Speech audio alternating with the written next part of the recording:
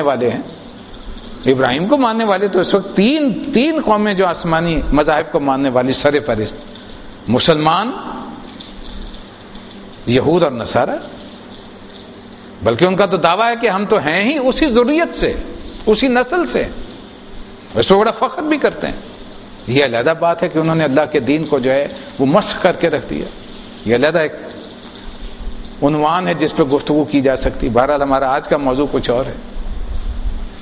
تو یہ وہ اوراق حیات ہیں، اور اسے بھی اللہ تبارک و تعالیٰ نے حج کا ایک حصہ بنا دیا اس قربانی کا۔ تو گویا یہ تمام کے تمام جو ہیں، جو پھر پکار لگوائی گئی حضرت ابراہیم علیہ السلام سے کہ آؤ حج کے لیے، اس پکار پہ لوگ جو ہیں وہ لبیک کرتے ہوئے، لبیک اللہم لبیک لبیک لا شریک لک لبیک ان الحمد والنعمت لک والملک لا شریک لک۔ یہ کیا توحید کا اظہار، اللہ تبارک تعالیٰ کی حمد اور ثنا۔ اے اللہ تیرے دربار میں تیرے غلام حاضر ہیں، یہ تمام حمد، یہ ثنا، یہ تعریف، یہ شکر، یہ سپاس سب تیرے، تو ہی اس کا حقدار۔ احسان کرنا تیرا ہی کام ہے، تو ہی سب سے بڑا محسن، اور تیرے اقتدار میں کوئی دوسرا شریک نہیں۔ یہ وہ کیفیات ہیں۔ اس توحید کی کیفیات کو پیدا کرنے کے لیے یہ تمام عبادت جو ہے اللہ تبارک و تعالیٰ نے مقرر کی کہ پورے طور پر خود کو اللہ کے حوالے کر دو، اس کا نام حج، یہ سکھایا جاتا ہے۔ اب کوئی وہاں سے سیکھ کے آتا ہے، یہ نہیں آتا، یہ علیحدہ چیپٹر ہے۔ یہ اپنے اپنے خلوص نیت، اپنے اپنے اس عمل، یہ سارے کا سارا دار و مدار اس پہ ہے۔ حج کے لغوی معنی ہے ارادہ کرنا۔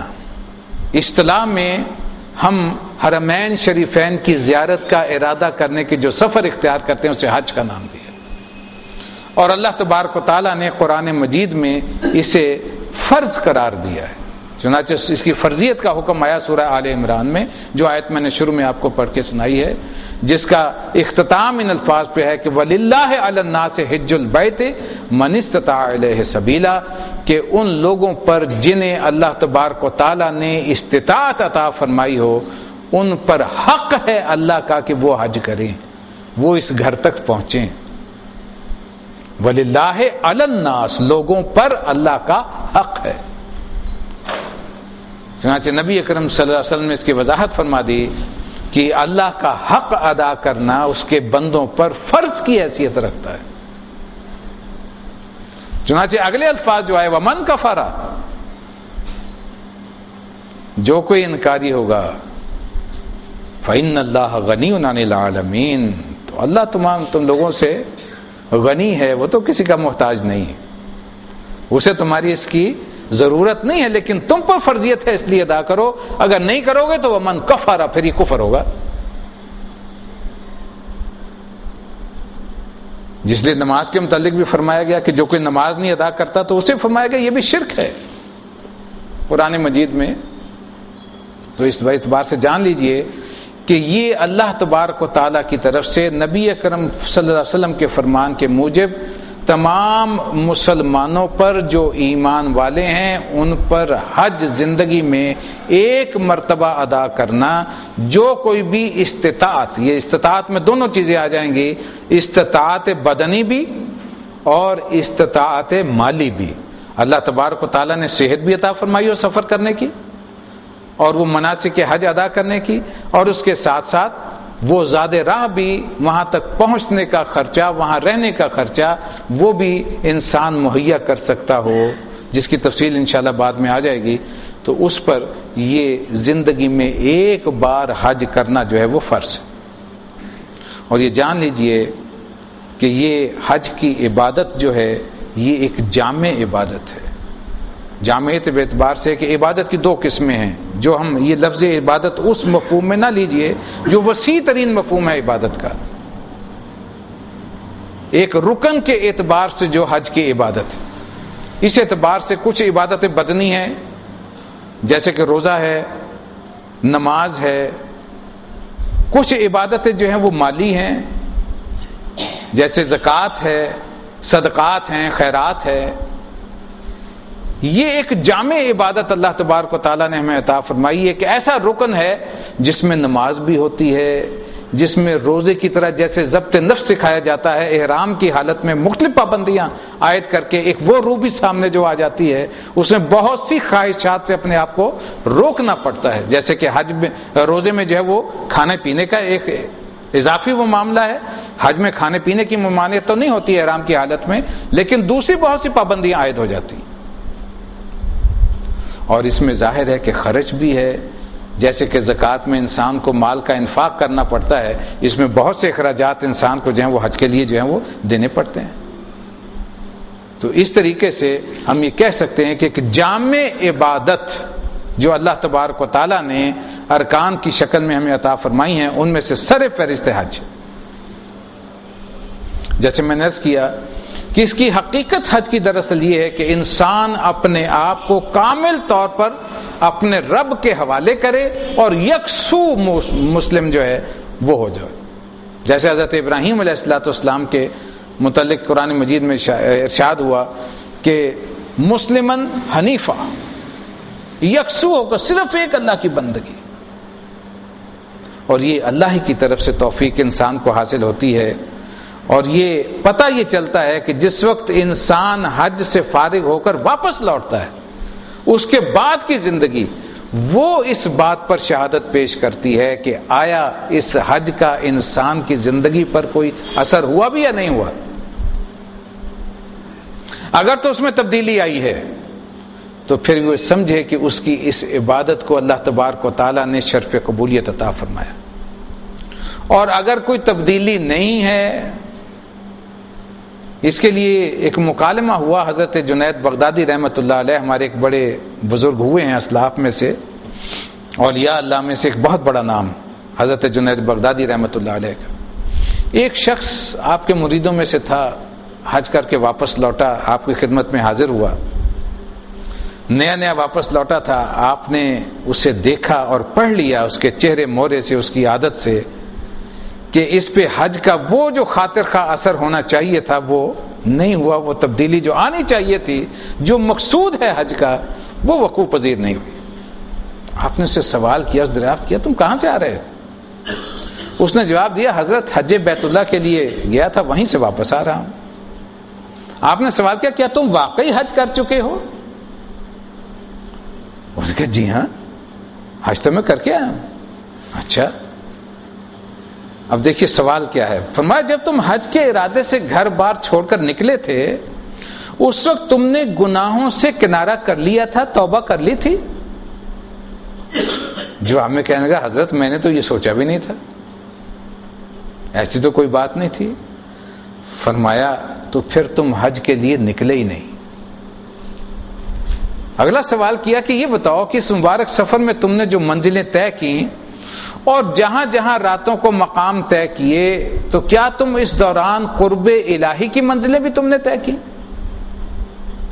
کوئی یہ بھی تمہارے ذہن میں خیال آیا کہ ان مقامات سے گزرتے ہوئے وہ جو اصل منزل ہے جس کا ارادہ کر کے میں نکلا ہوں، اس کی طرف بھی میری کوئی قربت ہوئی ہے؟ جواب میں بولا حضرت اس کا تو مجھے دھیان بھی نہیں آیا. فرمایا تو پھر تم نے بیت اللہ کا سفر نہیں کیا، تم نے کچھ اور ہی سفر کیا ہے. پھر دریافت فرمایا جب تم نے احرام باندھا تھا اور اپنے روز مرہ کے کپڑے اتارے تھے، تو کیا اپنی بری عادتوں کو بھی اتار کے پھینکا تھا کہ نہیں پھینکا تھا؟ وہ خصائل جو انسان میں ہوتے ہیں، ہم میں سے بہت سے لوگ ہوتے ہیں حج کے لیے گئے اور وہاں بیٹھے ہوئے حرم کے سامنے نماز سے فارغ ہو کے باہر نکلے سگریٹ پی رہے ہیں، ایک دوسرے سے فحش مذاق بھی ہو رہا ہے، دوست احباب کی چغلی بھی ہو رہی ہے. جب حرم میں بیٹھے ہوئے یہ سب کچھ کر رہے ہوتے. تو فرمایا تم نے جب احرام باندھا تھا اور یہ کپڑے اتار کے پھینکے تھے، تو اس وقت انہی بری عادات یا جو خصائل انسان جانتا ہے نا مجھ میں کچھ عادات ہوتی ہیں، انہیں بھی اتار کے پھینکا تھا کہ نہیں پھینکا تھا؟ جواب دیا میں نے تو اس کا غور بھی نہیں کیا تھا حضرت جی. کہنے لگے پھر تو تم نے احرام بھی نہیں باندھا جیسے باندھنا چاہیے تھا. پھر پوچھا اچھا یہ بتاؤ جب تم میدان عرفات میں کھڑے ہوئے تو تمہیں مشاہدے کا کشف بھی حاصل ہوا کہ نہیں ہوا؟ وہ سوال پہ حیران ہوا. کہنے لگا حضرت مجھے سوال کی سمجھ میں نہیں آئی. کہنے لگے اس سوال کا مطلب یہ ہے کہ جب تم اللہ سے مناجات کر رہے تھے ہاتھ اٹھا کے، وہاں حکم یہ کہ ایسے ہاتھ اٹھا کے آسمان کی طرف وہ فریاد کر کے جو ہے اللہ سے وہ دعائیں مانگو، اور یہ سمجھو کہ اللہ تمہیں دیکھ رہا ہے. یہ کم از کم یہ تم اللہ کو دیکھ رہے ہو، اللہ موجود ہے میرے ساتھ. یہ کیفیت تمہیں حاصل ہوئی کہ نہیں؟ یعنی یہ تو بہت آگے کی بات ہے نا. درجہ احسان کے جو کلائمیکس ہے کہ میں اللہ کو دیکھ رہا ہوں، لیکن کم از کم یہ احساس ہو کہ اللہ موجود ہے، اللہ مجھے دیکھ رہا ہے، میں اس کی نگاہ میں ہوں اور میں اس سے فریاد کر رہا ہوں اللہ مجھے بخش دے. کہنے لگا یہ حضرت یہ مشاہدہ تو مجھے حاصل نہیں ہوا، یہ تو میں نے محسوس نہیں کیا. حضرت جنید بغدادی گویا ہوئے کہ پھر تو تم عرفات پہنچے ہی نہیں. پھر سوال کیا اچھا یہ بتاؤ جب تم واپس مزدلفہ لوٹے تھے تو تم نے اپنی خواہشات نفس سے چھٹکارا پایا کہ نہیں پایا؟ یہ تم نے سوچا کہ آئندہ میں نے اتباع ہوا نہیں کرنی، ہوائے نفس کے پیچھے نہیں چلنا؟ پھر حیران ہوا، کہنے لگا میں نے تو حضرت جی اس پہ کوئی توجہ نہیں کی، بس ٹھہرا، کھایا پیا اور جیسے سب نے دعا کی دعا کر کے لوٹ آیا. کہا گا پھر تم مزدلفہ بھی نہیں گئے. اچھا یہ بتاؤ جب تم نے بیت اللہ کا طواف کیا تھا محض چکر ہی لگائے تھے یا تمہیں جمال الہی بھی نصیب ہوا، کچھ تجلیات ربانی کا بھی احساس ہوا؟ اس لیے کہ دیکھیے جب حج کے لیے جاتے ہیں تو معلمین یہ پڑھاتے ہیں یہاں سے لے کے وہاں تک کہ خانہ کعبہ میں سے جمال الہی کی تجلیات ربانی کا ظہور ہوتا رہتا ہے. محض دیکھنا بھی جو ہے کعبۃ اللہ کو، اس سے بھی نیکیاں حاصل ہوتی ہیں. اس لیے کہ وہ کعبۃ اللہ کا دیکھنا نہیں ہے، وہ اللہ تبارک تعالیٰ کی تجلیات کا جو ظہور ہو رہا ہے ان کا مشاہدہ کرنا ہے. اگر توجہ ہو تو کامل. اب وہ مریض جو تھا وہ کہنے لگا حضرت جی میں تو اس سے محروم رہا، میں تو یہ مشاہدہ نہیں کر سکا. حضرت جنید بغدادی نے فرمایا تو پھر تو تم نے طواف بھی نہیں کیا، یعنی باقی عبادات تو ایک تم نے طواف ہی نہیں کیا. پھر کہ اچھا تم یہ بتاؤ جب تم صفا مروہ کے درمیان صحیح کر رہے تھے اس کی کوئی حکمت، اس کی کوئی حقیقت بھی تم پر منکشف ہوئی؟ وہ جو ممتا کے احساسات تھے جو سیدہ ہاجرہ سلام اللہ علیہ کے قلب میں اس وقت موجزن تھے، وہ تمہارے اندر کوئی اس میں اس کے مطابق کوئی رقت، کوئی نرمی دل میں وہ تمہیں محسوس ہوئی کہ نہیں ہوئی؟ اس نے جواب دیا حضرت مجھے تو یاد بھی نہیں رہا کہ یہ جو صحیح میں کس طریقے کس کی سنت کے طور پہ کر رہا ہوں. فرمایا اس کا مطلب ہے تم نے صحیح بھی نہیں کی، تمہیں یہ شعور ہی حاصل نہیں ہوا. اچھا جب تم قربان گاہ میں پہنچے تھے ذرا یہ تو بتاؤ کہ جس وقت تم نے جانور کے گلے پر چھری چلائی تھی اس وقت تم نے اپنے نفس میں بھی جھانکا، اپنے ہاتھ میں یہ عہد کیا کہ میں اللہ کی خاطر اپنی خواہشات نفس کو قربان کرتا ہوں، میں یہ قربانی دینے کے لیے تیار ہوں، آج سے میں اس کی بندگی پہ کامل عمل کروں گا اور اپنی خواہشات نفس کو قربان کر دوں گا اس کے حکم پر. کہنے لگا مجھے اس کا بھی احساس نہیں پیدا ہوا، میں نے بس جیسے قربانی سب نے کی میں نے بھی کر دی. حضرت جنید بولے تو پھر تم نے قربانی کہاں کی؟ اچھا یہ بتاؤ جب تم نے وہ سنگریزے پھینکے تھے، وہ پتھر مارے تھے، جمعرات کو رمی کی تھی، اس وقت تمہارا کیا حال تھا؟ اس وقت تم نے جو اپنے برے ہم نشین ہوتے ہیں، جو برے ساتھی ہیں، جو بری خواہشات ہیں، ان سے بھی نجات کی خواہش تمہارے اندر پیدا ہوئی؟ کہنے لگا یہ بھی میں نے ایسا نہیں کیا حضرت. تو فرمایا پھر تم نے رمی بھی نہیں کی، جاؤ دوبارہ جاؤ اور ان ساری باتوں کو مستحضر رکھتے ہوئے دوبارہ حج کرو.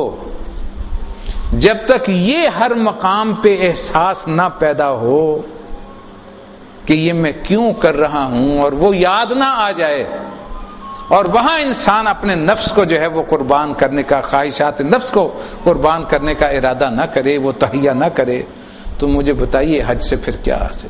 وہ کسی نے کیا خوب شعر کہا تھا کہ حج ادا کرنے گیا تھا قوم کا لیڈر کوئی، سنگ باری کے لیے شیطان کی جانب گیا، ایک پتھر مارنے پر یہ صدا اس نے سنی، تم تو اپنے آدمی تھے، تم کو آخر کیا ہوا؟ وہ کیفیت نہ کہیں خدا نہ خواستہ پیدا ہوتی۔ بعض لوگ ہوتے ہیں وہاں اٹھا کے نہیں، لوگوں کے جوتے رہ جاتے ہیں، کچھ اور چیزیں رہ جاتی ہیں، اٹھا کے اسے مارنا شروع کر دیتے ہیں۔ یہ تو ایک استعارتاً پتھر مارے جاتے ہیں، حقیقت تو یہ ہے کہ اپنے دل سے شیطان کی بندگی کو، شیطان کی لذات کو دور کیا تو پھر تو وہ رمی ہوئی، ورنہ تو پھر ایک کھیل کے طور پر جو لوگ ہنس بھی رہے ہوتے ہیں، کھیل بھی رہے ہوتے ہیں، بہت سے لوگ پتہ نہیں کس کس ذہن سے کر رہے ہوتے ہیں، حقیقت میں تو وہ جو کہ سیدنا ابراہیم علیہ السلام کو اس لعین نے 3 مقامات پر روکا تھا اس قربانی کے عمل سے، لیکن جو وفاداری نبھائی تھی سیدنا ابراہیم علیہ السلام نے، ان مقامات پہ چلتے ہوئے جب تک وہ نہ یاد آئے، سورہ نجم میں وہ الفاظ آئے نا، وَإِبْرَاهِيمَ الَّذِي وَفَّى، ہمارا بندہ ابراہیم وہ وفا کا پیکر، اس پیکر وفا کی سنت پہ عمل کرتے ہوئے اس کی ہر وفاداری انسان کے ذہن میں تازہ، پھر اصل میں حج کی عظمت اور حج کی حقیقت انسان پر منکشف ہوتی ہے۔